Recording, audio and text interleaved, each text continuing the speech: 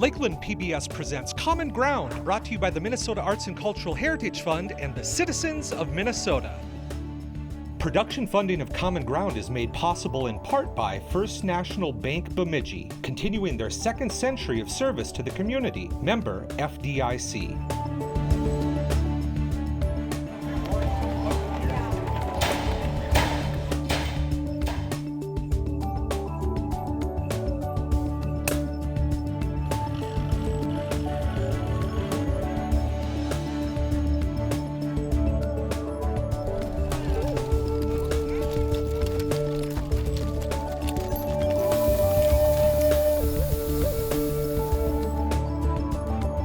Welcome to Common Ground. I'm producer-director Scott Knudsen. In the season 14 premiere, producer-director Randy Cadwell takes us to Sebeka, where they restore their Finnish log schoolhouse.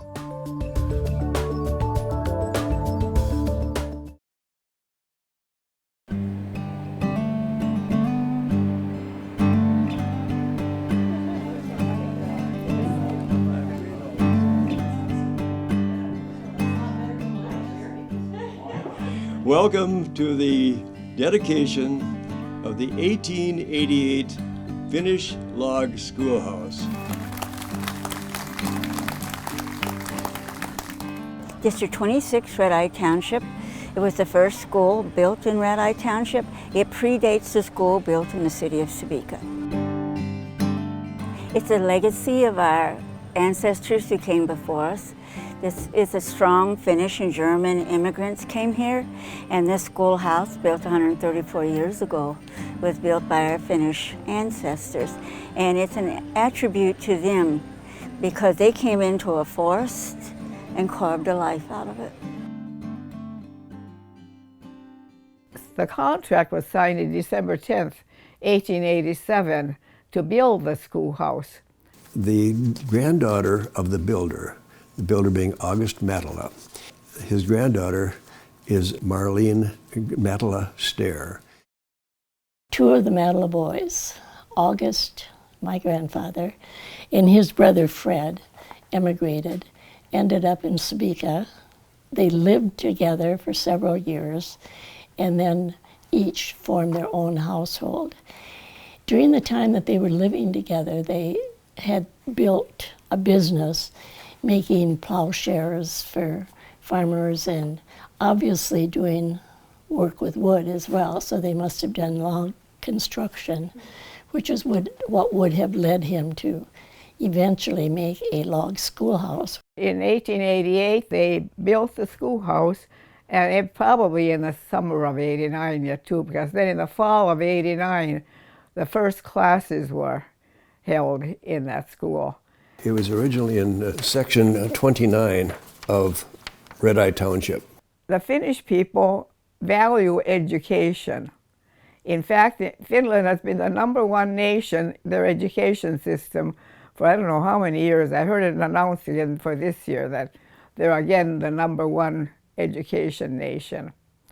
And all these rural schools, the Finn ones that were the instigators and busy getting the buildings up. When the Sebeka school was built in 1889, Minnesota had a public school system for about 30 years. The public school system was created by state law in 1858, and over the next 30 years, hundreds of schools had been built all over Minnesota, especially anywhere where there was new expansion, new settlement going on, and particularly in northwestern Minnesota. That was a really hot spot in the late 1880s for settlement. In 1906, the schoolhouse wasn't large enough to hold anybody anymore because the farmer families were large in those days. The children were good workers and they needed them. After it was being used for a schoolhouse, it became the Red Eye Township Hall. I didn't even know during my growing up years that the town hall that I knew had once been a schoolhouse. And I'm not even sure that we children knew that my grandfather had built it. And in 1958, the township board donated it to the Finnish American Historical Society and moved it to its present site in the Sebeka City Park. And it's been sitting in bad repair for many, many years. I think it was Harlan Stair, Marlene Matala Stair's husband, was aware of a gentleman by the name of Frank Eld, And Frank is a Finnish log historian and builder out of Idaho. And he came and he said, you know, you guys have a treasure here and you might want to give it some attention. What makes this so unique is, and I travel. I've traveled for 10 years every summer across the upper U.S. and into Canada looking for Finnish buildings. That's what I do. I document them, I lecture about them, I write about them. As I've gone around the country, it became obvious to me that there's only, to my knowledge, and I've been on most places, there's only 2 log Finnish schoolhouses that remain in this country, and this is one of them. Not only is it important because it's done in the Finnish fashion, using the Finnish scribing and fitting of logs, but it's unusual because it's a schoolhouse. Because what happens? A schoolhouse, they outgrow it. Usually they just tear it down and build a new one. In this case, they saved the building. And when I was asked to help and consult with this, I was thrilled to do it because I love buildings. I admit, I'm passionate about buildings, especially Finnish buildings. And when I see this, I see the restoration, it just brings tears to my eyes. They didn't realize how rare it was. And so that just adds to its value. What makes Finnish log construction so unique as compared to traditional log construction is when you look at these logs, this log and this log, they're fitted together. There is no chinking, there is no caulking between those 2 logs because this log has been scribed to fit the profile of this log, and then in the underneath of that, they concaved it so that this log fits down on this log and it seals it. And then they put moss in there, and you can see that in some places inside this building. It's still there. So they fit it down, and then on top of that, which is tough enough, they have done the double dovetail. Now, you also know it's Finnish log construction if you see dovetails and it's a double dovetail. It means that goes this way and it goes this way. Goes both directions. And again, more difficult to do. But the Finns always used a double dovetail if they did a dovetail. They had other kinds of joints, like a double notched corner. They had dovetail corners with a little extra notch on them and variations. But to be able to make this log fit on this log, make these dovetails come out, make it as tight as 133 years later, look how tight these things are. And that's Finnish log construction. That's why I'm so proud of it. Yes, it's much more difficult than standard log construction, where you just put big spaces between the logs and you put chinking in there to fill it up. This is much more difficult, but it lasts a whole lot longer. And here's a great example of it. Rita and Betty, the oldest members of the society, have wanted for 7 years to do this. It was almost now or never. We've had a dream, I guess, that it would show how life was back in the days gone by. It just didn't come out of thin air, but it just couldn't come together. And for whatever reasons this time around, it came together for them. You might think you want to start at the base and go up, but if the roof is leaking, it doesn't do much good to do anything. So we started with the roof. When Roy Schwartz removed the shingles from the roof, he found under the roof boards older shingles. So there's original wood shingles, and then the ones that were on there that he took off, and now the ones that are on there now, the hand splits, are the 3rd roof that we know of, and I'm presuming that's it. So then the old concrete floor was thin and it was in very bad shape. So first we put that concrete base. We continued then with renovation and found that the logs had started to rot, especially the bottom one that were adjacent to the earth. And logs had to be either replaced or facing put on them. With an eye toward authenticity, Frank Eld said, okay, you must replace them with the kind of wood that they presently are. Whether it was rotten, Roy cut the log out or cut the surface off and then cut an equivalent piece of new log and planked it on there.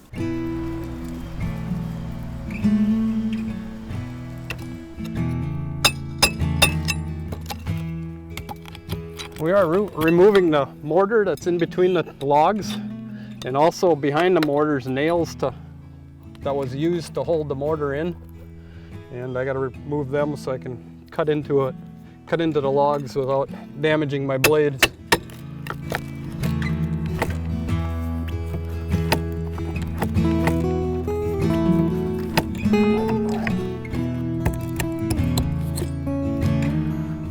Well, I got this one log prepped so I can start cutting on it to remove the face of it. This becomes really dusty, so I like to use a mask. So what I'm going to try to do now is cut like 1-inch strips so I can break them all off.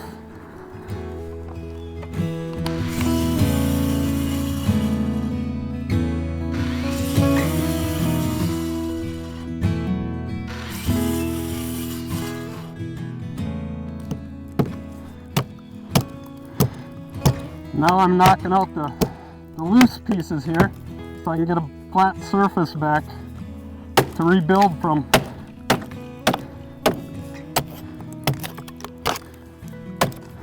Sometimes I can use a drill to chip these out too.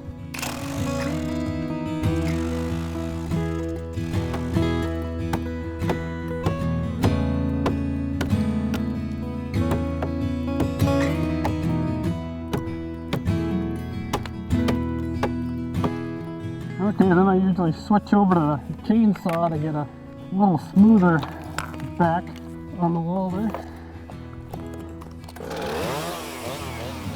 What I'm trying to do now is get this surface as flat as I can, so when a replacement timber comes on here, it's high percentage of wood on wood.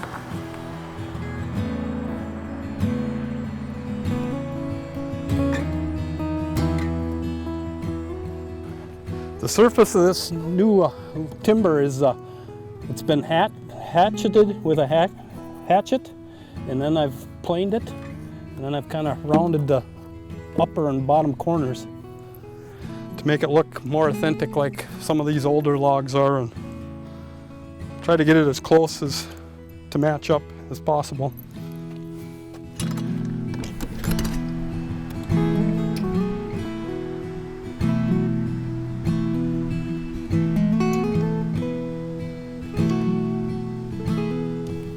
Cut a little bit more out of the end to make it fit nice.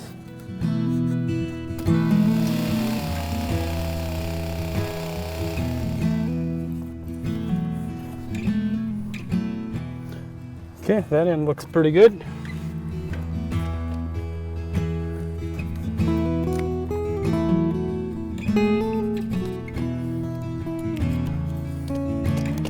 I'll mark this other end and cut that off square.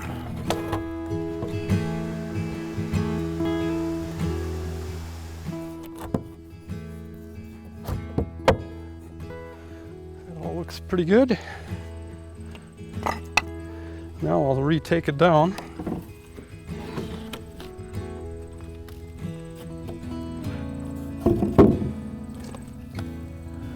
I'm going to put 3 or 4 metal pins to hold that end in place. Put a couple more in there wherever the wood is nice and firm. I'm hoping I can get one here. And I will put the 4th one, I think. Now I'm going to cut them heads off to create a sharp point to drive the plank back onto. And now I got to slide it back up to my hidden pins in there. And I want to make sure it lines up nice to so the pins do the best they can. Keep everything in place for years to come. It looks like it's all right there.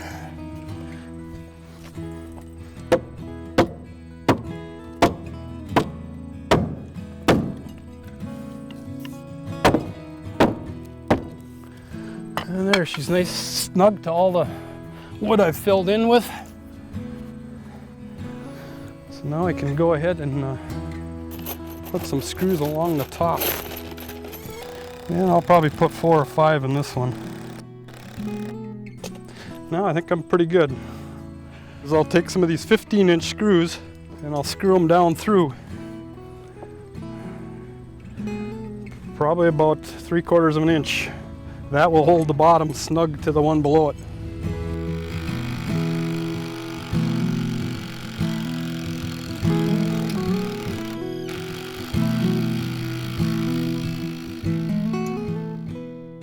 That one is completed.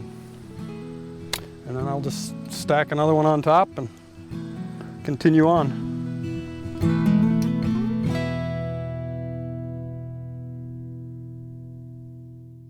So we're stacking logs one on top of each other, and we want to make sure that they stay vertical. So August Matala, the builder, drilled a hole in the log 3 inches deep, and then drilled a hole in the log above it 3 inches deep and put this in there. So this little peg that I'm holding here is like 125 years old. It was hand hewn by August Matala. So it's really a treasure, and that's almost it is. It's a joy to hold it and realize that this was held by the builder of that log cabin. Here's some oakum. It comes in like an inch diameter rope, and then you can peel it apart to what sizes you need. And that gets packed in after everything's done. And it's going to replace the old mortar that was in there, because years ago they didn't use mortar. They used different oakum and stuff to pack the cracks. The ceiling was also wood, but apparently at the time it became the township hall. The township fathers plastered the ceiling and the walls.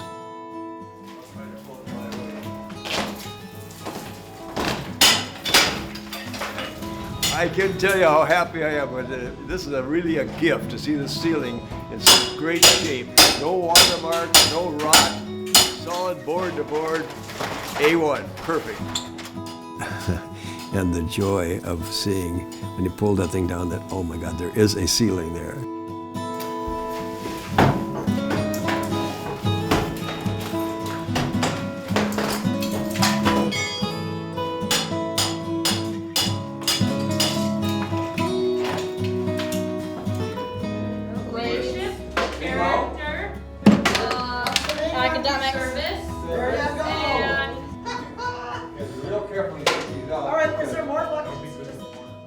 For NHS, we're actually volunteering to pull nails on an old historical Sebeka building. They're doing a big renovation project on it, so they asked if we would come as NHS members to pull nails. Because that is what NHS is all about, is community service, helping others, having the leadership to get out there and do something that might not be easy, but they make it fun. I mean, they're having a good time in there.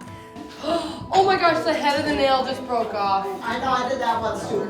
You know, they're so good. I'm just like, guys, Friday afternoon, if it works with your schedules, we're going to be going to the park, take out nails, and they all come back with, okay, yep, we'll be there. What do we need? I'm interested to see like what kind of renovations they make and the difference it'll be between the original historical piece and then the new, more modern piece. That they try to keep the history, but still make it new. I think it's very important that they see this and realize what the Historic Society is doing and how they're trying to keep a lot of these things intact for the next generations and their kids.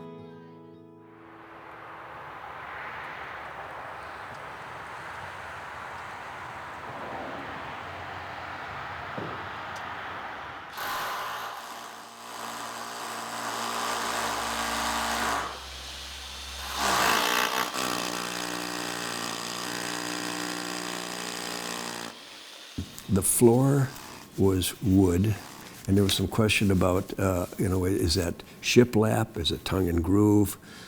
No one seemed to know. Well, 100 and some years ago, there were quite a few white pine, and probably some red pine, maybe some jack pine. Jack pine, because it's a little harder wood, was used, and it was common. It still is quite common. They have some like floater logs before they put the wood floor on, so the wood floor would last longer. It was kind of a combined effort. I guess I talked with Roy when he was here, Roy Schwartz, who did the log work. And he thought it should be built up to the foundation level so that the floor could run over to the logs and a trim board could be put around if that's what they want to do. At least you could go over to the logs the way it was with the foundation sticking in and out of the logs. It just leaves a kind of an ugly gap there otherwise.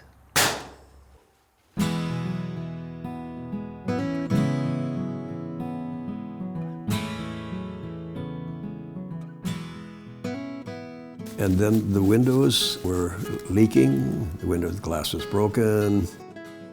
These logs, go in and out. And so it's difficult, where do you set the window? It's hard to get everything level and plumb. You can't really. So I just had to set them best I could against the logs, and you can't push them tight or it'll rack the window and actually break the windows. Trying to put some different doors in. One local residence had these 5-panel doors. They're in fairly good shape. I had to make some frames because they didn't have any frames, so.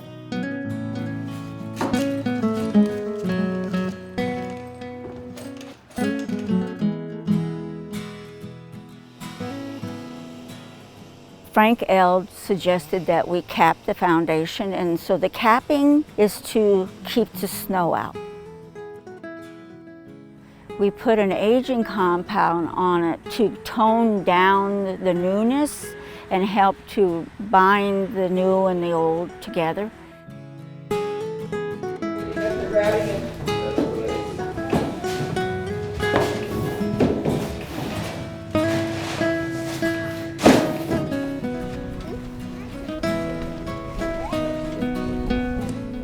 They were such an important part of their community. They were an important meeting place in a community center. They would hold plays in the schools and town meetings in the schools. So these one-room schoolhouses had a very important functional and symbolic meaning in their community. Could you imagine sitting in a one-room schoolhouse with a wood stove and a high ceiling and sitting there with your overshoes on and your coat on until 10, 11 o'clock in the morning? Well, it finally warms up, and then there's no hot lunch. So you take your baked potatoes or whatever, you put them up on top of that stove, and then you have your hot lunch.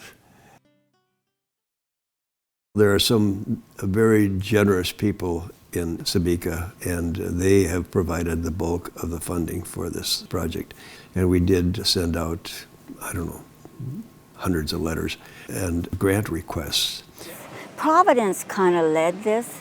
It was just chance meetings. I think it's what brought it all together. Since I was born and raised in this area, my grandfather actually was instrumental in getting this park established here years ago in Sebeka. It's kind of nice to have a share in some of the history, I guess. It's been fun, and we're glad to see it done. We would have hated to lose that historical artifact. I think it'd be good for the town. People would be interested in stopping in and looking at it, and who knows what the future could bring. What we're doing is trying to build on our past. Let these kids and adults know that this is something worth saving, because we need to save as much as we can of the past and build on it for the kids for the future. It preserves our heritage, our Finnish heritage of Finnish log construction. And that's important because they don't do this anymore. That's like a stone building in Pennsylvania. They don't build those anymore. When they tear one down, it's gone. And the same thing here. When this is gone, if it rots and they don't do the roof, it's rotted in the ground, it's gone. It's not going to come back. To preserve this is our heritage, is really important. I think it's remarkable that it has survived probably speaks to the value of his work. And I think it's wonderful that the town has decided it should be saved. It feels good that we saved it. It feels good to pass it on to the next generation and tell them love it as much as we do.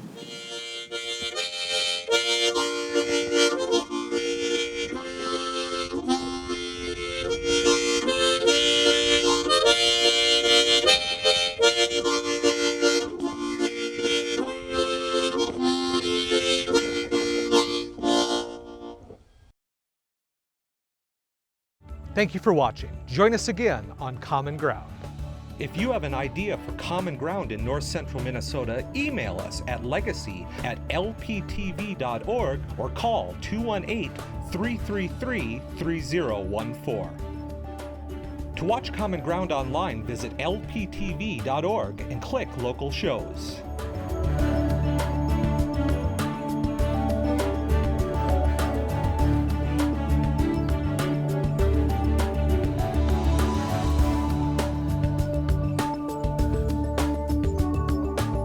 To order episodes or segments of Common Ground, call 218-333-3020. Production funding of Common Ground was made possible in part by First National Bank Bemidji, continuing their second century of service to the community. Member FDIC.